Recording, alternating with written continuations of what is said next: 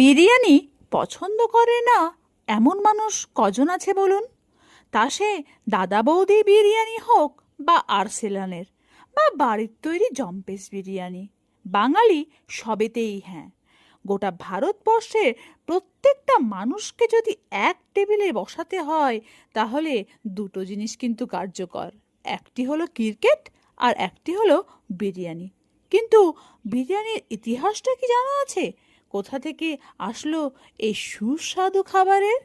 চলুন তাহলে জেনে নেওয়া যাক। ভারতবর্ষের ইতিহাসে মুঘল সাম্রাজ্ঞী মুমতাজ মহল শুধু তাজমহলের কারণেই অমর হয়ে আছেন এমন কিন্তু নয়। তাজমহল ছাড়াও ভারতবর্ষের মানুষ আরও একটি আশ্চর্য জিনিস লাভ করেছে তারই সুবাদে। সে জিনিসটি হলো আমাদের সকলের প্রিয় খাবার বিরিয়ানি। জনশ্রুতি আছে, একবার মুমতাজ মহল মুঘল সৈন্যদের অবস্থা পর্যবেক্ষণ করতে ব্যারাকে গেলেন, কিন্তু সম্রাজ্ঞী অত্যন্ত দুঃখের সাথে দেখলেন সৈনিকদের স্বাস্থ্যের অবস্থা অত্যন্ত করুণ।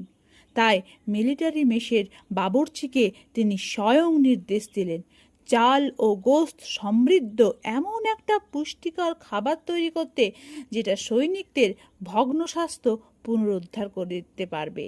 সম্রাজ্ঞী মুমতাজ মহলের আদেশে বাবুর্চি যে খাবারটি তৈরি করলেন, সেটাই আজকের দিনের বিরিয়ানি নামে পরিচিত। পরে ভোজন রসিক মুঘলদের খাবার টেবিলে জায়গা পেতে বেশি দিন অপেক্ষা করতে হয়নি সুস্বাদু বিরিয়ানির। তাই বিখ্যাত রম্য সাহিত্যিক সৈয়দ মুস্তফা আলীর ভাষায় বলতে হয়, এ কি ভানুমতি, এ কি ইন্দ্রজাল।